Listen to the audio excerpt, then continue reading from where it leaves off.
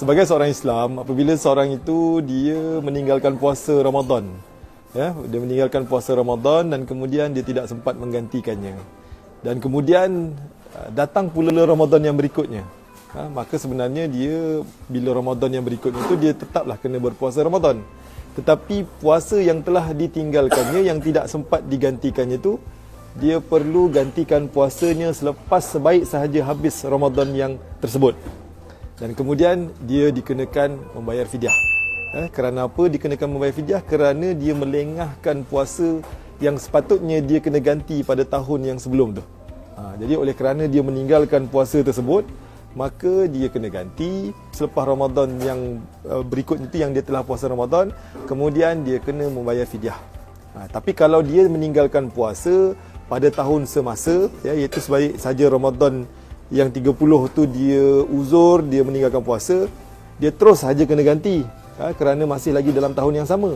Tetapi kalau dah masuk Ramadan yang berikutnya, dia kena ganti juga, tetapi dia kena membayar fidyah. Tambahannya tu dia kena membayar fidyah. Dan fidyah ni hukumnya wajib lah, bukan dilengah-lengahkan, dan bukanlah menjadi satu tiket kepada dia untuk dia mempermudah-mudahkan puasa dengan cara dia tidak berpuasa tapi dibayar fidyah saja. Itu tak boleh. Dia tetap kena bayar, dia tetap menggantikan puasanya dan dia perlu membayar fidyah. Dan bagaimana pula dengan yang sebelum-sebelumnya, kan? Sebelum-sebelumnya itu puasanya ditinggalkan, kemudian dia tak ganti pula. Kewajipan dia untuk menggantikan puasanya itu tetap masih ada kepada dia, kecualilah dia ni sakit kronik, ya. Kecualilah dia ni seseorang yang uzur, orang tua yang uzur, yang langsung tidak boleh berkemampuan ataupun tidak berkemampuan untuk berpuasa, yang tu dia dibenarkan untuk membayar fidyah sahaja. Tetapi kalau sekiranya dia ada kemampuan untuk berpuasa dan menepati syarat untuk orang yang berpuasa, maka dia wajib berpuasa dan dia tetap kena bayar fidyah.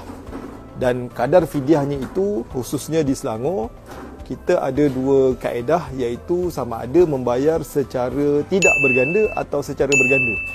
Jadi kedua-duanya dibolehkan, dan kalau dia berkemampuan dari segi keuangan untuk dia membayar fidyah secara berganda, maka boleh dibayar secara berganda. Kerana culasnya dia menggantikan puasanya pada tahun-tahun yang sebelum-sebelum ini yang dia tidak menggantikan. Tapi kalau kemampuan keuangannya hanya pada dia mampu untuk membayar fidyah secara tidak berganda, maka diharuskan juga kepadanya untuk membayar fidyah secara tidak berganda. Maknanya, contohnya kalau setahun tu ada 5 hari dia tak ganti, kemudian dikumpul-kumpul setiap tahun 5 hari, maka contohnya lah 5 tahun dia tinggalkan puasa, ya, kemudian dia tidak ganti, jadi 5 tahun tu kalilah 5 hari, contohnya 5 kali 5, 25 hari. Jadi 25 hari kalilah dengan kadar fidyah yang telah pun ditetapkan di Selangor, iaitu 2, 4 atau 6 ringgit. Jadi di Selangor ni pula istimewanya kita mempermudahkan masyarakat membayar fidyah mengikut 3 kadar, mengikut jenis beras yang dimakan.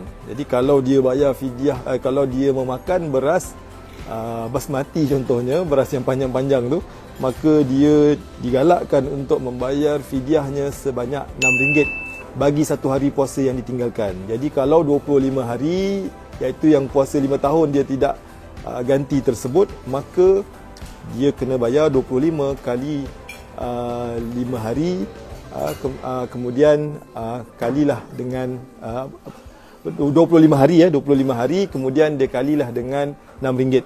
Maka itulah kadar fidyah yang wajib dibayar kepadanya. Tapi kena ingat, jangan kita mempermudah-mudahkan fidyah. Ganti puasa dan tetap juga kena bayar fidyah. Puasa hanya mengikut jumlah hari yang ditinggalkan saja. Kalau jumlah hari yang ditinggalkan puasanya itu 5 hari, 5 hari lah. Kalau 10 hari oleh kerana dia uzur sebagainya, maka dia kena bayar 10 hari lah. Jadi dia tidaklah double jumlah puasanya. Yang menjadi double bergandanya itu adalah pada kadar fidyah.